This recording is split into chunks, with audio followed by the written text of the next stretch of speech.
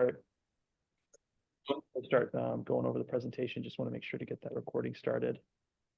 And then,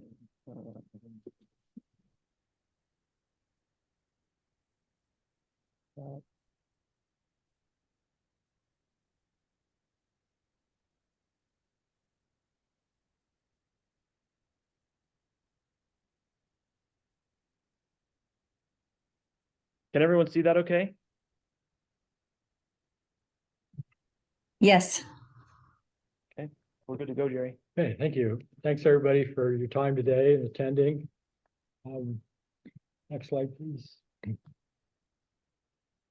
So we try to put our mission statement on each of these presentations as we make this information available to more people. I want to make sure that everybody understands what our intent is with this. Next slide. So kind of the main item for today is we want a chance to review what happened at the Idaho Building Code Board last week and talk about some of their specific questions and stuff. And then towards the end of this presentation, kind of see if we're all on the same page as to what we should be doing next. And so I jotted down a few of the specific discussions that was there and tried to address those. And as we're going through the slides, if anybody else was in attendance and I missed something, please bring that to the group's attention. Next slide. So the first thing we did is kind of went over this improvement graph, and I want to keep putting this in front of people because I want people to understand that, as we are currently amended in the state, we are not at the 2018 level, which would indicate, more, where we're at currently. We're actually kind of previous to that. So, when you look at where we're at today versus where a lot of states and jurisdictions want to be, our path to net zero is way out there. And in fact, we're not really where we want to be currently, minus adopting the new stuff. And so this will come into play as we start moving towards adoption or amending our existing. Hopefully we can put ourselves on a little better path. Next slide. So the first question that came up for everybody was, what are we looking at for a time frame? And I wanted to get the board's feedback and the GOPL's feedback on, what is realistic, understanding that any modifications that we make to our existing code or adoption of new codes have to be done through administrative rules. We are probably not going to adopt anything without some type of amendments. And so we are locked into that administrative rule process and their associated timelines. So to try to do anything this year would be quite a challenge, because if we were going to try to do something in this calendar year or this legislative cycle, we would have to have that draft language ready now and be hosting the public meetings over the summer to have it ready to go by August. And so the other consideration there was that there were items in the 2021 that were rolled back in the 2024. And should we be adopting or amending something that we know is going to change in the next code cycle, and or should we just look at the 2024 code cycle, knowing that it's already been modified. And I think the consensus, I shouldn't say consensus, but I think the board was kind of in agreement that they'd like to review the 21 and 24 before we move into trying to adopt or change something. And so this year, would be the time to do a review of both the 21 and the 24. And over the course of this fall, coming winter, sit down and see if we can draft language that would give us an early start in 2025 and have a working document that we can present to the board and the public, and start moving towards doing something in 2025. Again, these aren't my rules. Certainly this is all open for discussion. And so we appreciate any feedback that you have.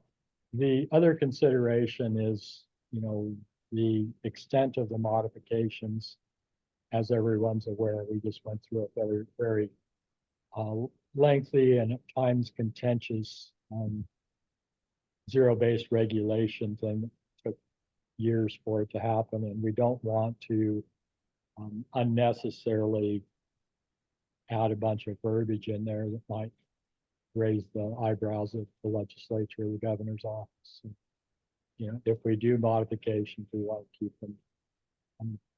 We want them to be effective, but as less wordy as possible, just as a general. Next slide. So initially, the Building Code Board asked if I would present the significant changes. We were talking about at least a half an hour to do that. The presentation was 41 slides, and that half hour turned into a 2-hour presentation. I thought it was productive in using engagement as the measure. Lots of questions, a lot of comments. And so I try to break some of that into categories. And again, if I miss something here of significance, somebody please remind me, try and touch on it. In the 2021 code, we went through the changes to the insulation levels and stuff, the windows a little bit, but the kind of the thing that was discussed was the electronic controls on interior lighting. And I have another slide. We'll kind of show what that looks like after Greg talks. We'll dig into that a little bit more. Also, we have ERV, HRV has been on the board, I should say, since it was first talked about in the mechanical code, and it's been an item of, I would say, reasonable contention with the builders since 2006. This was pre-energy code. And again, I'm not making any assumptions here. I'm not trying to take them for or against. I just want people to be aware that this is one item that's been in discussion almost since these things have been around. But because I don't have language, the 2024 hasn't been published yet. I can't give you that exact language. And so I really wasn't going to go into a lot of detail on that particular subject today. The other thing was calling for mandatory heat pumps. I believe this was applied to all electric homes, and not specific. I think it applies to both climate zones 5 and 6. But this is in the 2024 code, and again, I don't have the exact language on it. We did talk quite a bit about solar and the solar provisions for mandatory panels, the mandatory EV charger installations were moved from the code to the appendix. Idaho doesn't currently. I'm not sure where we're at on our appendix. I think there's few within we've developed. Yeah, I'm not sure it prohibits it. I would have to look at how the language works on the appendix. We specifically have. for them. Yes, I think is how it's moving. But it does give us a process. And so if we do decide that we want to move forward with that, it would be really easy to just adopt the appendix and there's all the language. So, we don't, or rephrase a little bit. So the solar provisions were taken out of the 24 code, but I think there's still a considerable amount of interest all the way around. I think jurisdictions want to know more, contractors want to know more about it. And so I've been asking around to see if we could have somebody kind of just give us an overall presentation on solar. And Mr. Johnson, Gregory Johnson said, hey, I did one for both heat pumps and solar. And Gregory, I'll let you explain who that presentation was initially done for. But I thought, it would be helpful to this group to just have a general presentation on both of those, and if they interrelate, how that would work. And so we appreciate very much Mr. Johnson from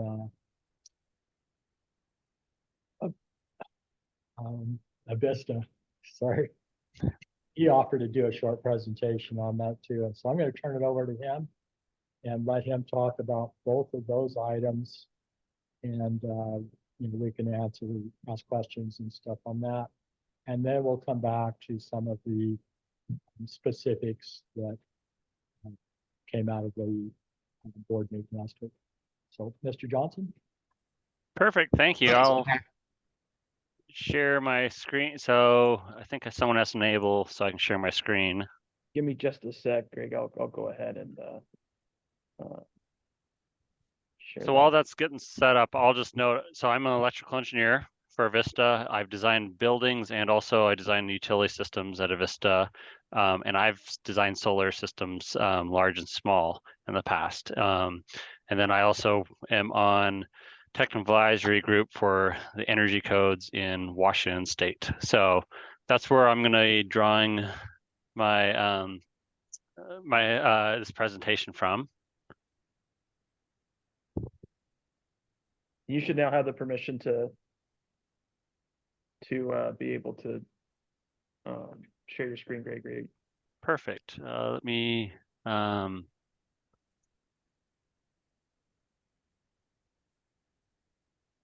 do you guys see that?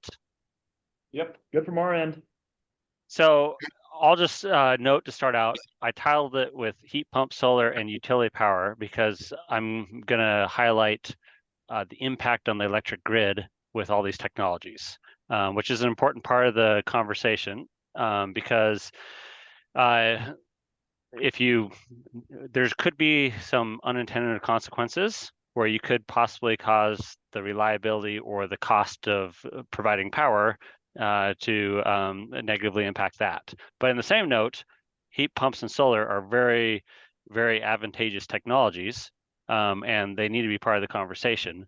So it's just a matter of and so I'm going to highlight their strengths, but also I'm going to highlight their weaknesses because they're not a silver bullet. And if they're used, they're just a tool, and if they're used appropriately, they can be very helpful. And if they're used wrongly, then they can create unintended consequences.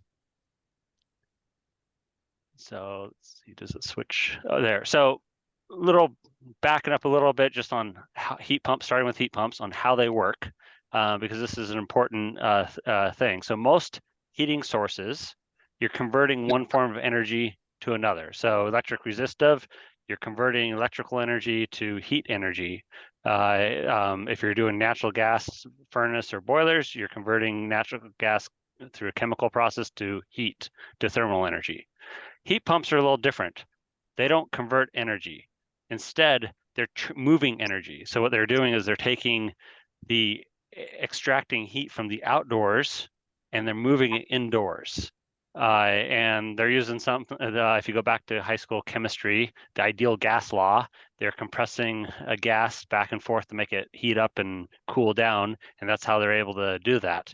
But the key thing about moving energy is you're not, it takes less energy to move it than it is to convert it. So you can actually get more than 100% efficient. A lot of times they're seeing 300, 400, 500% efficient for a heat pump. So with that note, if you're talking about efficiency and you're comparing a heat pump technology versus electric resistive heat, well, there isn't really any comparison when you're talking about efficiency. When you're talking electric resistive, which is 100% efficient, versus something that could be like 500% efficient. So you're using a fraction of the electricity in most situations. However, understanding the some of the caveats is that when the temperature outside gets colder, it's much harder to extract heat out of 0-degree air than it is to extract out of 47 degrees air. And so what that means is if it's much harder to do it, it's going to take your efficiencies are going to drop, and they drop quite significantly. Also, the ability to do it drops too. So your capacity, so you can't extract it and get as much heat out. And so that temperature curve, they're not constant. So your heat pump during the springtime is going to be operating very efficiently. So, but during the wintertime, the coldest months, you're not going to have as much heating capacity out, and also it's not going to be very efficient. And so that's an important nuance. The way we've resolved these problems, because heat pump technology is old, has been used for decades. Usually the way they've solved it is they've just paired it with an auxiliary heat backup. So that way, when the temperature drops too low, then you switch to your auxiliary heating source, whether that be a natural gas furnace or electric resistive heat, and then use that. And so that way you can get the benefits of the heat pump most of the year, but then when the temperatures drop, then you flip over to something that's going to work better. So now linking this to our electric system, so what I have shown right here is the average usage of through Avista's system by month. This isn't the peaks, this is just the average by the source. So I have it, the green is clean sources, whether it be hydro, wind, solar, biomass, and then the yellow and brown is your thermal sources, which is natural gas or coal. So with there, what you'll see is our portfolio mix is about 50% clean and 50% unclean thermal sources. And so with that, the thing to note though is it's not constant. So when you look at the springtime in May, you're going to have high clean. And then when you're in the December months, it drops. And so I'll show a little snapshot from this shows it from March through May of 2023 that I pulled. What you'll see is if you break down, you look at what the real-time percent clean is, you'll notice in the springtime, you're getting over 90% clean. But what that means is then when it gets cold, you're going to be dropping at sometimes less than 20% clean. So what the message is when you need the electricity the most to heat your homes, when it's the coldest temperature, you have the dirtiest electricity. When you need at the least, it is the cleanest. So where is that source? And I'm using it very loosely when I say clean versus dirty. I'm using it as in 100% no emissions to having some emissions. These emissions may be not that much, but to highlight the point is where does that in the wintertime, that heating load that we use to power heat pumps and stuff, that's really coming from natural gas. So, and we got to look at it in marginal amount of energy used to heat. So, and that's significant. So people might be thinking, hey, I'm running a heat pump, I'm heating my home with it. They don't realize that 100% of the marginal electricity used to power that heat pump is coming from natural gas. And so if you switch off natural gas furnace, you're basically you're still on natural gas. you're just switching from natural gas being burned at the source versus natural gas being burned to generate the power that's used to power it. And where that becomes significant is if you look at the efficiency of converting natural gas to electricity, it's quite low. So right here is our thermal plants, our natural gas plants, and you'll see they range from 24% efficient to 44. In there, and it takes is about 85% efficient to it ranges, but about 85% efficient to get that electricity to the home. So roughly about a third of the energy contained in natural gas actually makes it to the home. So what that is basically trying to show is if you you push everything towards a heat pump, that heat pump has to operate at 300% efficiency or better, or you're actually creating more carbon emissions than if you just burned a high efficiency gas furnace or boiler. And so that is the key thing is a lot of times you have lower emissions with natural gas heating because a 96% efficient furnace or 95% efficient is going to be a lot better than the heat pump does when it's in cold weather. So, and here's some calculations I showed, basically iterating that point. So calculations on losses throughout the system, and I'll just gloss over that. But this is where it comes into looking at your heat pump on where it operates. So in the different columns, I have the HSPF. This is the old version of HSPF, not the HSPF2, because people are most familiar with that still. But you can see, so the COP value is basically the efficiency of a heat pump. So a COP of 1 equals 100% efficient, COP of 3 is 300%. So what you're basically showing is, and I pulled these from actual spec sheets off Daikin heat pumps. I could have just as easily pulled it from any other manufacturer. But if you're looking at the curves of where the efficiency, how they change, you'll notice at 47 degrees, which is a number that most of them kind of benchmark, that's your springtime, your heat pump is going to have the lowest carbon emissions. But when you get below freezing, that it depends on the efficiency of your heat pump. Now, most people, your heat pumps, a lot of people are going to get the 9 or 9.5 HSPF heat pumps. What that means is you're creating more carbon emissions if you're operating the heat pump below 35 degrees for a HSPF 9.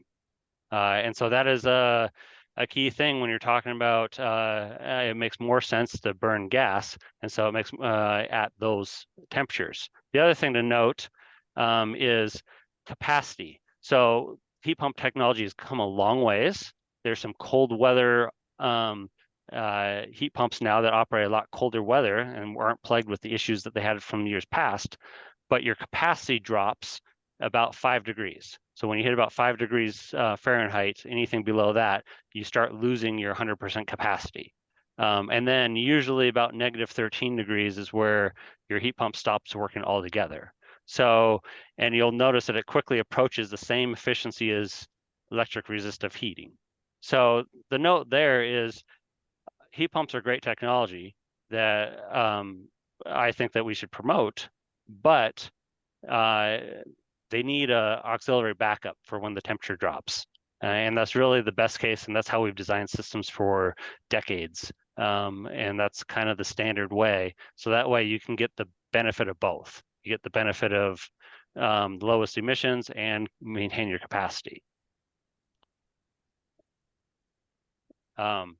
So I'll go another step, and this relates both to heat pumps and solar.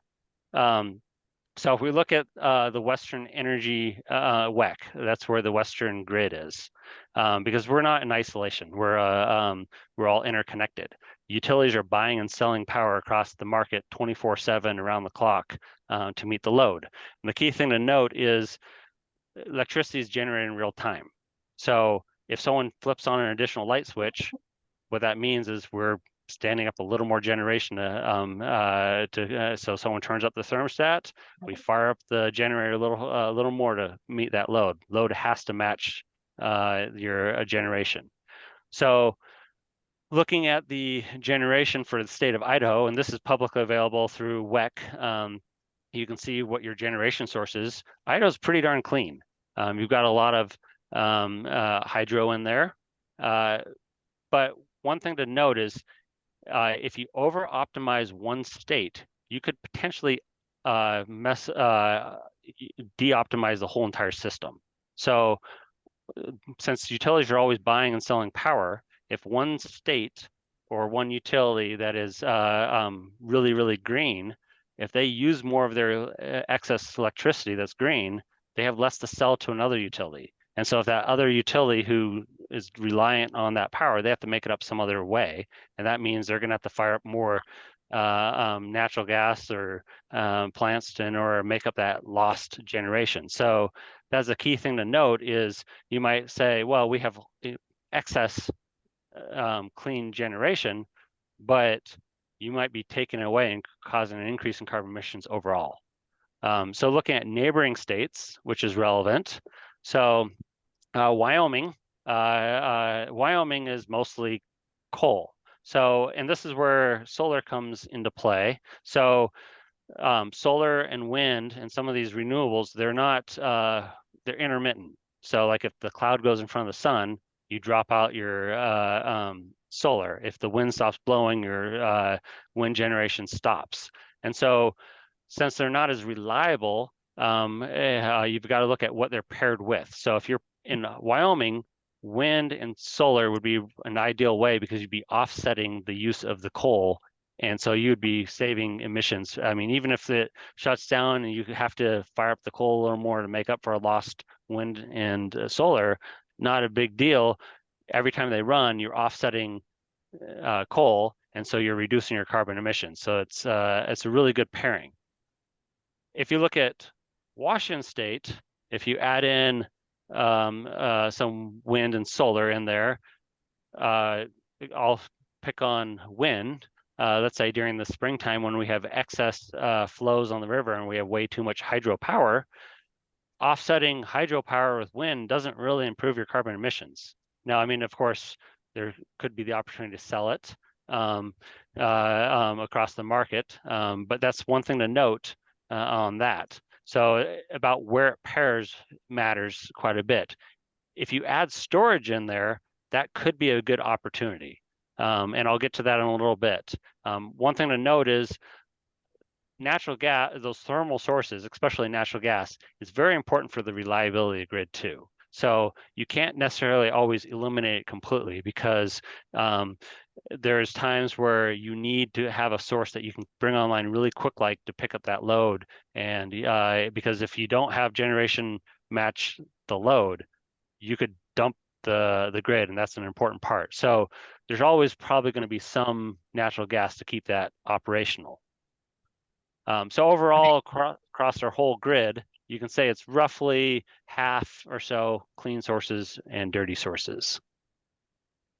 So then on solar, one thing to note, so this is from California. We're not quite in California's situation, but California brought in a lot of solar. So what happens on California's thing is something called the duck curve. And this is readily available. You can Google it to find out more. But what happens is their load dips right in the middle of the day when the sun is high up in the sky. And then it peaks when people are later in the evening, when people are getting home from work and they're doing their dinner and things like that. So power is not of the same value throughout the whole year. Power is going to be less valuable during the noontime when you can generate the solar, and it's going to be more valuable in the late evening and afternoon when you don't have that solar. And so the challenge is trying to, as a utility, is how are you going to keep reliability, keep the loads off? I mean, telling people that, yeah, we're going to have to curtail load and shut off people's power in the evening would not fly. And so that is where a lot of times in California, what they're seeing is they brought in so much solar, but they aren't able to store it. And so if they can't store that solar energy, they're not really helping the situation because really their need is they need the power at the in the evening, and it's also when the sun is shining, you need direct sunlight on that solar panel. So even though it might be daylight, you're not going to necessarily get generation off your solar panel at all times of the day. It's only about the peak hours of sun that you actually where the sun's hitting the solar panel at the right angle and has enough intensity that you actually generate your solar. So looking over at Avista's load, so this is in the same time frame as was shown on the previous one. This was in April. So you can look at the dotted lines. So in the center dotted line, that's the peak solar. And then the solar hours that you'd actually generate solar are the two bounded by the two outside dotted vertical lines. So you can see in the springtime, if we were to bring on a bunch of solar without battery storage, you're not really helping the carbon emissions thing. You're not really adjusting the peak there. Looking at July, and this is our load there, you'll notice that you're hitting some of the load, but you're still not hitting the peak in July. And so what the message there is, if you really want solar to be a big benefit, you've got to have battery storage paired with it, which now, as in recent years, that's actually something that is being offered more readily available as a source from a lot of the manufacturers. You could always pair battery storage with solar, but it's just more readily available for residential installations. And so that is where there are some opportunities. And so, I mean, they're both great technology. I mean, they all have their place.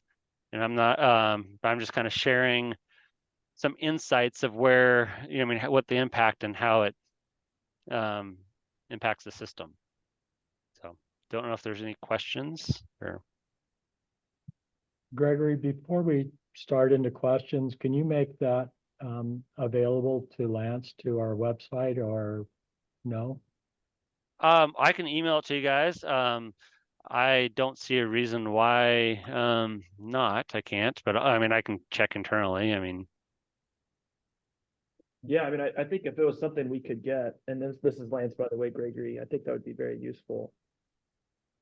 yeah, I think I'm pretty darn sure I can. Yeah, I'll we can post that or so. And I mean, these are graphs that I pulled from our real operational data from Avista's load. And so I just overlaid, I mean, every single day is a separate line. And so I overlaid what the load profiles, and obviously it changes, but Thank you. Any questions for Gregory?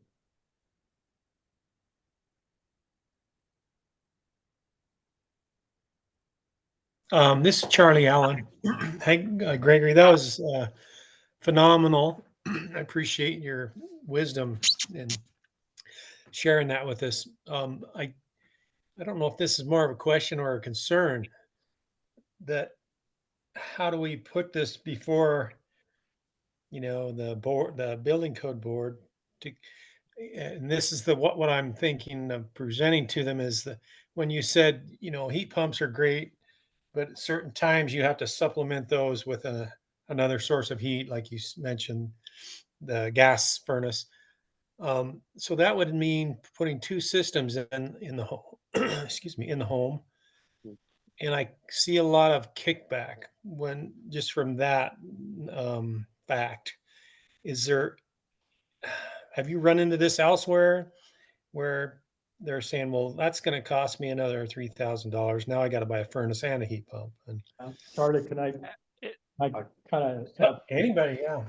a section of that? The talking about some of the rural areas in the state and specifically the eastern northern part of the state, that was the board's concern was if we're currently using electric heat, and the 2024 would specify that you have to install a heat pump anytime the load is greater than 2 kW. So now we are, I mean, down here when we put a heat pump in, we put an electric furnace in with it. But a lot of the homes, ones that I've been through or inspected, a lot of them just use baseboard or cadet heaters throughout the entire home with sometimes a standalone air conditioning. And so in those instances, would it require, a centralized heat pump system? And I guess that's the question. And I can't tell you specifically because I don't have the language for the 2024, but that's what it sounds like. So the thing I would like to add is if you're so it's a very different question if you're talking about moving from a non-heat pump system to a heat pump system versus adding auxiliary heat or supplemental heat to an heat pump. So having a auxiliary heat, I mean, it might seem like, yeah, you're putting in two systems, but actually a lot of times that saves you money because you don't have to oversize your heat pump. So the challenge is, we mentioned how your capacity decreases with temperature. Well, a lot of times in order to get enough capacity to still heat your home in the winter, you have to oversize your heat pump. And so by putting in auxiliary heat allows you to right size your heat pump because you're not trying to account for the loss of capacity. And so adding auxiliary heat is that's not a new thing. That's I would say the standard for cold climates. Most people already by default put in the auxiliary heat or supplemental heat, whatever you want to call it.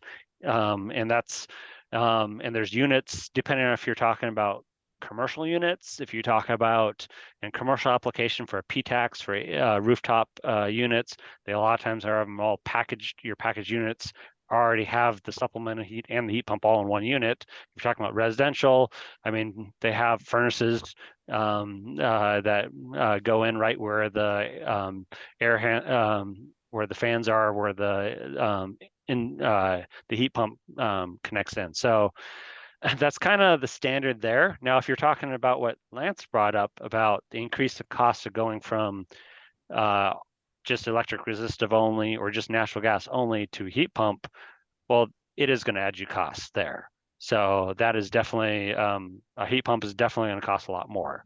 And I'll add one more note in there is, it should note it's important to have exceptions because mandating a heat pump in every scenario, there's scenarios where that doesn't work. I got a phone call. I talked to the Washington Fire Marshals Association a couple weeks ago. They are panicking in Washington because Washington is mandating heat pumps everywhere indirectly, and when they open up the big doors on the fire bays for the fire trucks, they're letting out a lot of heat and they have to reheat those really fast. Well, the only technology that they're able to heat those quick enough with is gas, because gas is you can get a lot more heat a lot quicker. And they've have maintenance nightmares where their VAV boxes, which are commercial heat pump technology, so those boxes freeze up. And so they're panicking because they're like, how do we maintain our fire stations? So that's just a note that, I mean, if you do push people towards heat pumps, I'd recommend doing a measured approach and having sufficient exemptions in there, because there's situations where you need where heat pump's not going to necessarily meet the need.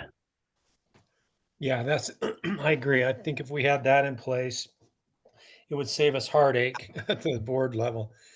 Yeah, because I'm just talking residential right now, but in our Eastern Idaho area, we don't see multiple alternate heat sources.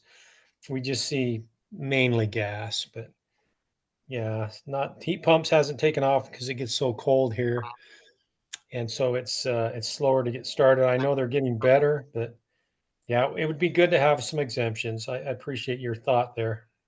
You mentioning that, yeah. So if I don't mean to interrupt. If anybody else had a question for Gregory, please ask. My question would be, by the way, thank you very much, Gregory, for your work. Is the collaborative think that we should offer this presentation to the board as part of the discussion on heat pumps?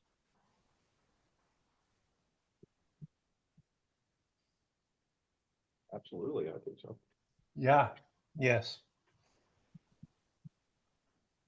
Gregory, would you check your calendar, please, and see if you're able to do that at the next board meeting, and I'll see if I can get you on the agenda. I'm sure I can do it. I can move things around and make sure I show up. So I can make that happen. Yes.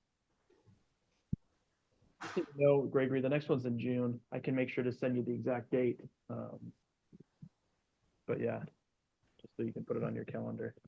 In fact, let me just look it up for you right now.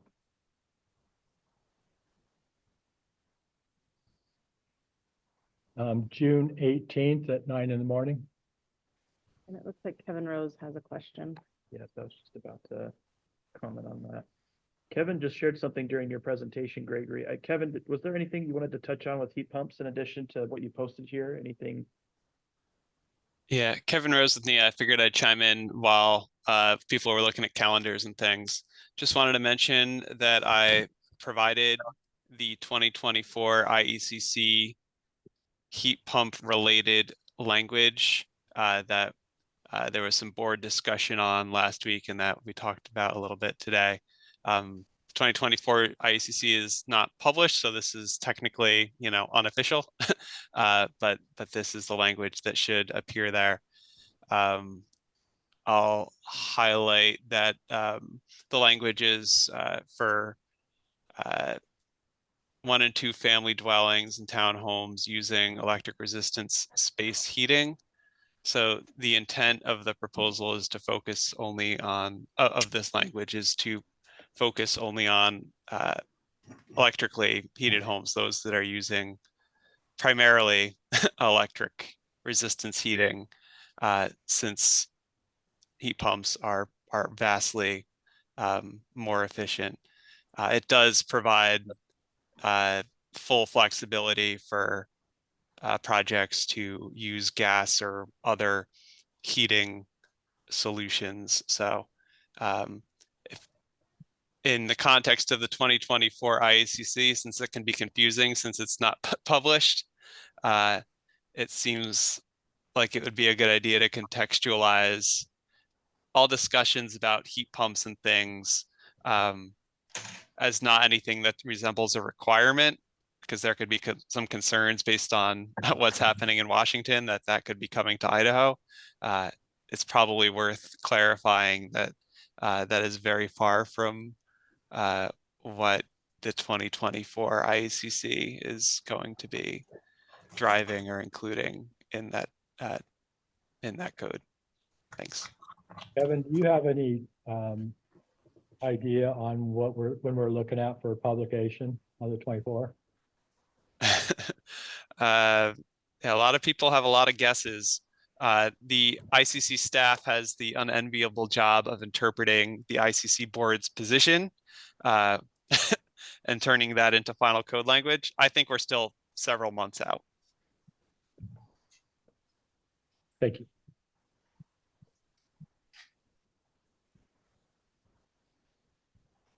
And just to follow up on that, Kevin, the language that you're showing here, this wasn't modified in the last round of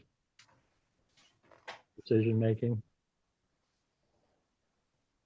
That's correct. This language is from public comment draft 2 of the process. There was actually a public comment draft 3 that this language was not further amended by, and then there was the ICC board action, which took action on that variety of electrification and various readiness requirements. It did take action on what you might call heat pump related proposals but that was on the commercial side of the code. This one on the residential code, as far as I can tell from what's documented in the process, was not altered. Do you have a link for the draft 3, version 3? I can find one. Yeah, there's very little that changed between 2 and 3, but I can try and provide all the cookie crumbs here. Thank you. If you could send that to Lance and I.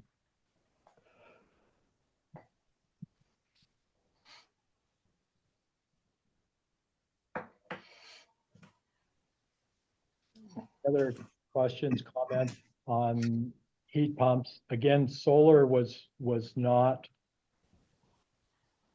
a major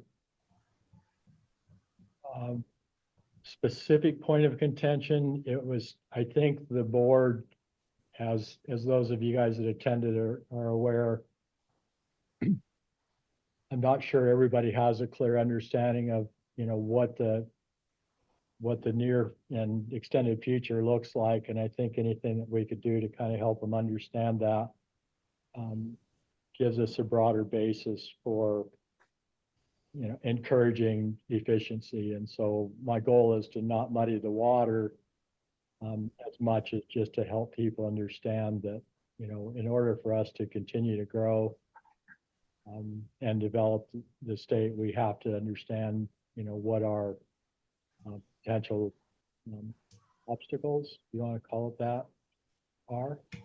So thanks again for Greg and the input there, and hopefully we can see you at the board meeting on the 18th. And with that, I'll go back to my presentation.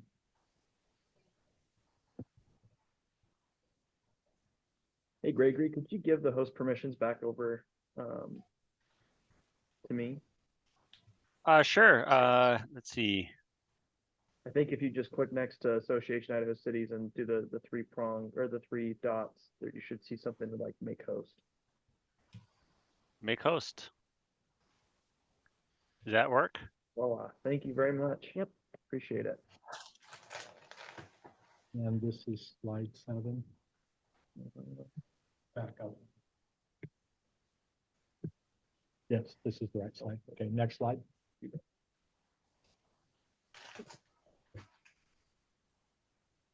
At the same time. Might have to click on it. There we go. So the other thing that generated some discussion was the interior lighting controls. This is in the 2021. And it basically says that any permanently installed fixture has to be controlled with either a dimmer, a sensor, or some other type of control that is installed or built into the fixture. And the question here was kind of more of a practical issue. And I have to say, I was thinking this through, just walking through my house, thinking, all of my bedrooms have a central lighting fixture, typically 2 bulbs. One of them has 3. And I understand an occupancy sensor, but in a bedroom, you wouldn't want it turning on. If you wanted it off, the occupancy sensor would be trying to override it and turn it on while, and so I went back and I looked at the language, and this is the language as it's printed. And I totally understand, and I see the value of this in a room with multiple fixtures, a living room, a great room, specifically a kitchen. A kitchen would make a lot of sense. In my house, the way it was designed and sold, I have 6 fixtures on 1 light switch. And I said, well, I'd like to be able to just turn on 1 over the sink. So if I come out in the middle of the night, I don't have to light the world up. And they said, well, we can do that, but it was $65 to add that 1 switch to that 1 light. And so I thought, well, it'd probably be cheaper to just put a dimmer on the whole thing. And so I see the potential in this. I guess I'm not trying to, I'm trying to stay neutral on it, look at it with an open mind, but I do see some practicality issues here. And the LED, which is what our predominant lighting source is now, dimmers are quite expensive, and just in a standard house, you'd be looking at, 1 per bedroom. dining room, kitchen, great room. Would be from a builder's perspective, this is a significant cost item, and I'm not sure how we would model this for efficiency. And so the question here is, I'm sure there's some cost analysis on this. If there is, I'd like to have access to it if anybody has it. But I think we're going to have to address the practicality piece of it. Jerry, what's the current language?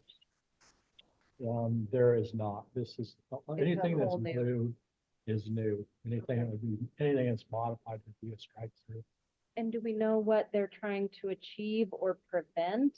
Are Well, they, again, it's always anytime we're dealing with the code, the energy code, it's always about efficiency. okay, And so, yeah, I can see it in a room with single. yeah, I'm just trying to understand what the concern is that they're trying to address. So it's making sure that you could reduce the energy used out of any kind of fixture, be it a multi-light or a single light. Yeah. Okay, thanks. Interesting. And again, we don't have to answer all of these questions. I'll show you how I'd like to move this forward and here before we end the presentation today. But when we have things like this that come up, they need to be, we have to provide an answer back to them, basically. Next slide. And so those were, to me, those were the big conversations that came out of the board meeting. And, we did talk loosely about insulation stuff. We've done quite a bit of work on that. And again, that changes in the 24. And so we'll wait for that language to be published and then stick it back to the to that particular one. And so I may not be using the correct terminology here, but basically what I was trying to do was, in order to give everybody something actionable, instead of highlighting your code book, was start to develop a list of, for lack of another term, pros and cons. And so pros are things that we know would give us a good result, where it doesn't create a burden from a cost perspective, and then a list of things that we need to discuss more that may be contentious or just have questions related to it. And also on that list would be things where some cost analysis might really help. And so this would allow us a document that we can share as kind of a working version towards doing something for the future. And we would develop one for both the 21 and the 24. And to give you some examples of what that would look like, I put down a few of the items that I felt was a good start. Lance? Yeah, sorry, we just got a note from Kevin that he just got the Oh. draft. Thank you. So thanks, Kevin, for sending that over to us. Really appreciate it.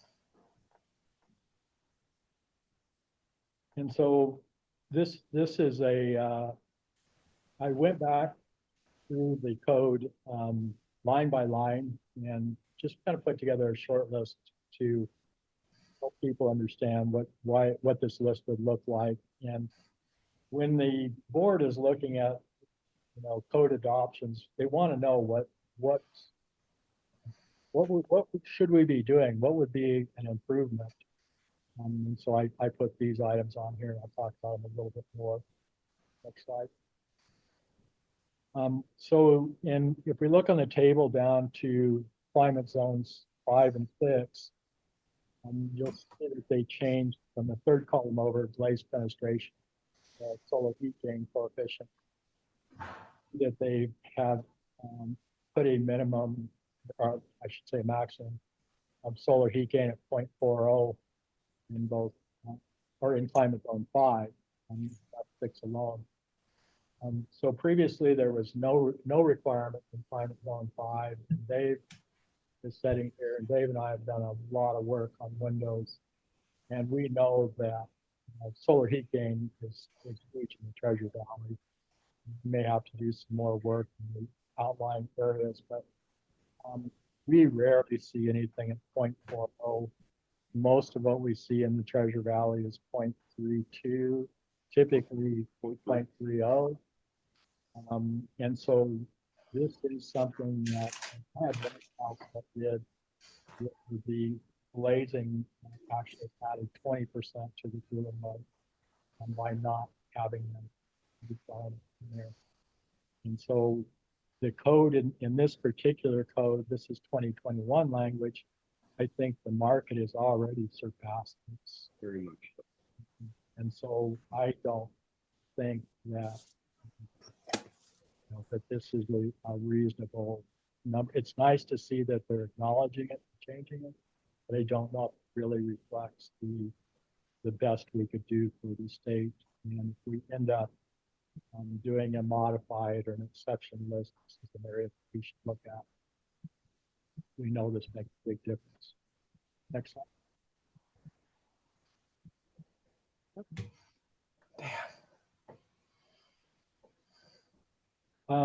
Eve baffles is another this is a big issue in the Treasure Valley. I haven't done enough inspections lately around the state to see where everybody else is at, but the language in previous code was really gray as far as providing specifics, and all of the language here in blue is very specific. And I like the last line where it says, the soffit venting is not continuous. Baffles shall be installed continuously to prevent ventilation air in the eave soffit from bypassing the baffle. And this is a big deal. I've done a lot of work on this, a lot of thermal imaging. I have classes on attic ventilation, but getting that eave baffling in there correct is huge and has a big effect on air codes.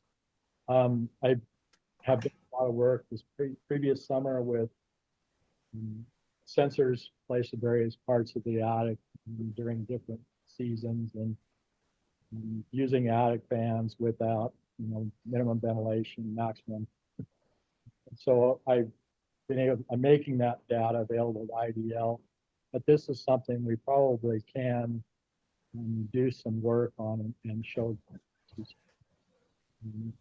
But it's nice to have some language in here that is more specific. And so to me, this is something that if we follow manufacturers' recommendations, this is something we should have been doing all along. Now the code says it has to be this way. And I think that's going to make it a lot easier to enforce. And I think it's something that has a lot of potential for improvement, specifically summertime air conditioning, peak demand during the day. And I think we have enough data to show what this looks like. Next slide. Also, and this is something else that I really appreciate, they changed more of the air sealing checklist than they left. And again, going into detail saying this is exactly how it has to be done. And these are areas that we have struggled with for enforcement. So there's 2 pages here.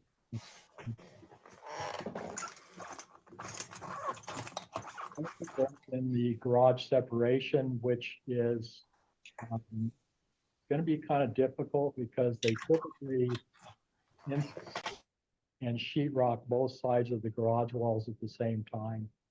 And that's going to make it more of a challenge to air seal.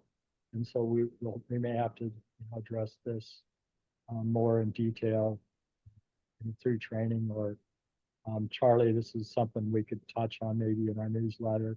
But I think this having more specifics, since we are no longer mandating a blower door test, having specific checklist is going to help a lot as we have talked about before, air sealing, air changes per hour is a big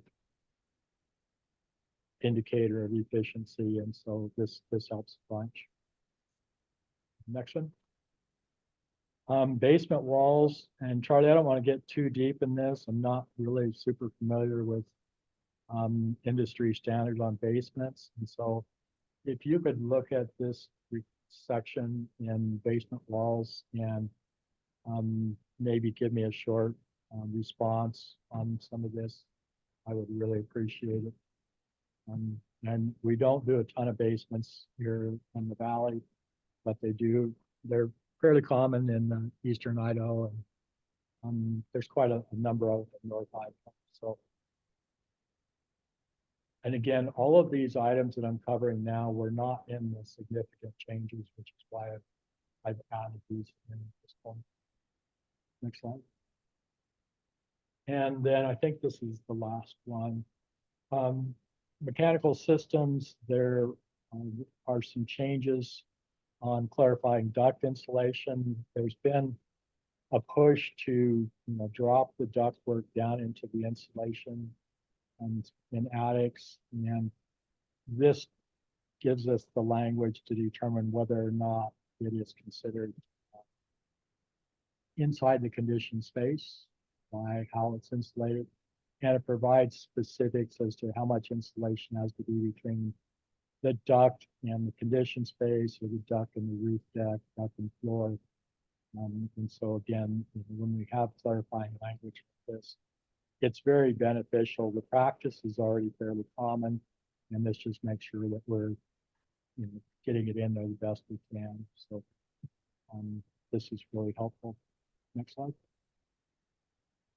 And so with those items that I just went over, the intent was that there are things that for some reason were not included in the significant changes, but things that would be beneficial that Idaho should be looking at. And if we have agreement on some of those items, that would give us a head start on that list. But we want to look at the code, each of the amendments, and be able to say positive, practical, whatever, we can come to a consensus and whether or not we should be looking at that. Remembering that we do have the option of modifying these codes.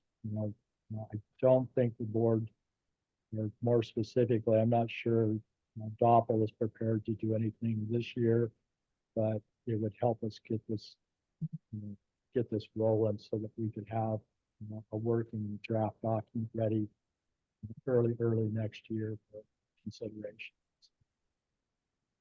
Questions on, if we could back up one slide. Questions on residential before I move over to commercial.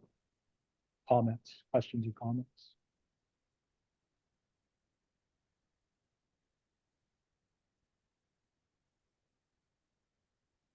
Charlie, you okay with reviewing that basement section? You bet. Yeah. You want to just contact me and go over it together, or how would you like to do that? Just give me a quick response or an email, and then I can call you if we need to. Yeah. Sounds good. I'd like to do that. Thank you. Any other questions on residential or anything we've covered up to today as far as time frame?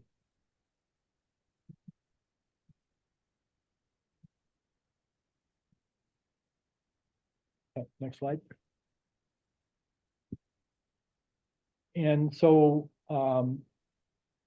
just moving forward, with the board, we spend a lot of time on residential because that's kind of where the debate and the discussion has been. Usually commercial codes are not, they're a little smoother, a little easier to pass. And so we've always adopted, the energy code together with the commercial and residential together.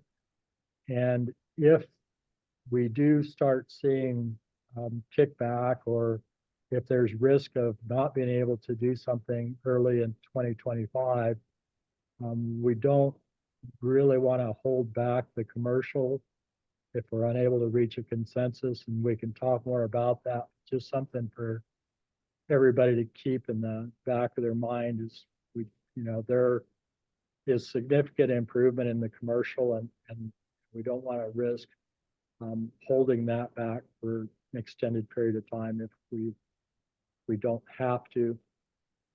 As far as the next board meeting goes, appreciate Gregory offering to do his presentation. I think that will be really helpful. And I sent a request over to Doppel this morning. I'm kind of asking them what they wanted from us or me at the next meeting, and offered to do the commercial significant changes if they were interested. And so we'll have to wait and hear back from them. But that was the plan, was to go over the commercial changes at the next board meeting and have Gregory do his presentation. Next slide. Okay, back. No, to the commercial section. And so that's where I'm at.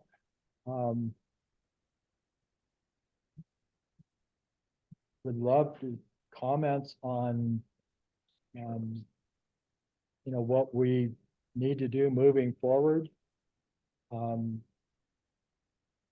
only, I can glean the language from the 2024 off of the public comments, with the understanding that there could be something there that has changed, probably not significantly,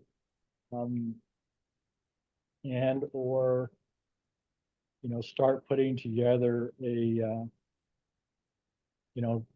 kind of what I referred to as a working document on pros and cons. But I really would like to the collaborative to provide some comment on how we should move forward.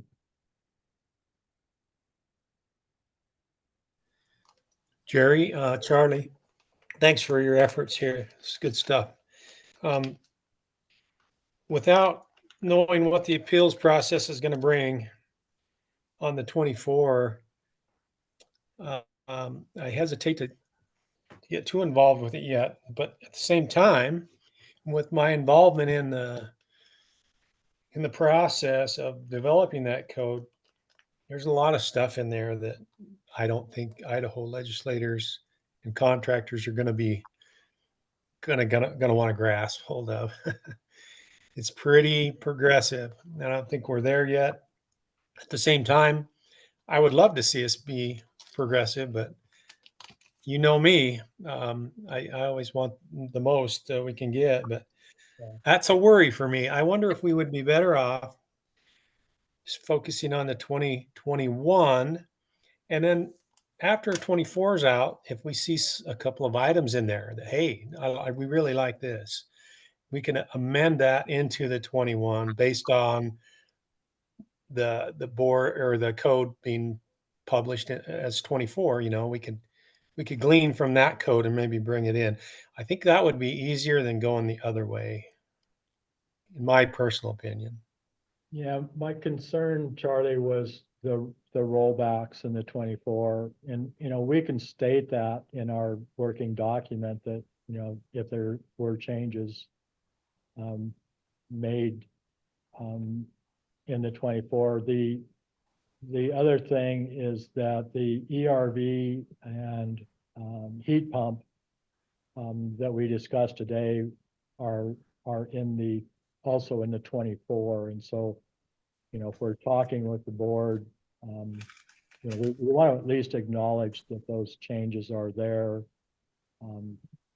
so that we can kind of allude to those in our discussions.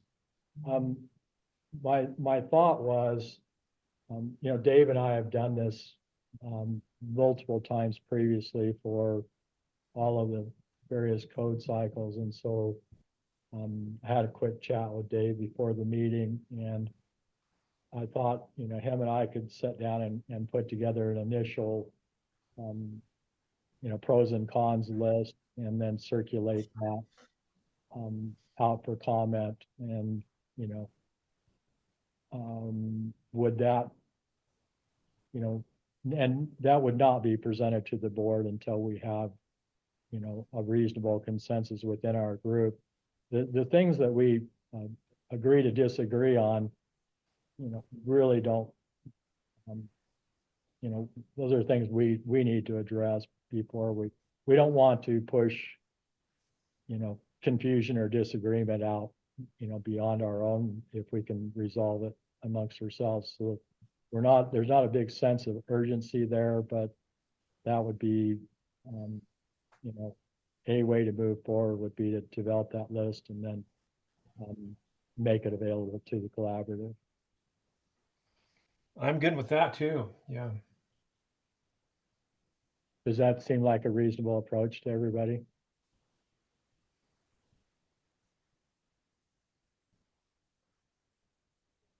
Everybody say no. Okay. Jerry, can I ask a quick question? Sure. Just, I guess, thinking about, moving forward, how many more, what should our runway be for these meetings? Do we go till June and then evaluate after the meeting in June? Do we plan on past June? I take a break for a little bit after June. Yeah, I both on all accounts. I agree with you. I think there's only so much information that we can push out to everybody. And then we need to give people time to digest that and do their own research and comment on that. And I don't want to take up people's vacations in summertime. So I would say, schedule a meeting for May, and then we'll decide, at the May meeting, whether to not stay on or have one more in June. The advantage of having one in June is it would be after the board meeting. Right. And so I would say my preference would be, let's schedule one for June and then take the summer off. Okay. And that wouldn't stop anybody from commenting. We're still going to do our work. And we just don't need to tie up a bunch of time as we're going through that process. But it would give us enough time to develop a working document that people could work off of. So does that mean we'll go ahead and plan on May 30th? May 30th at 1 p.m. we would hold our next meeting. That's the last Thursday of May I have on the calendar. You want to do May and June? Or we could just do June. It just depends on what we think. If it would be better to, any thoughts from anyone on the call? You guys want to look at that list prior to the June board meeting? Or is it something we can email out to everybody?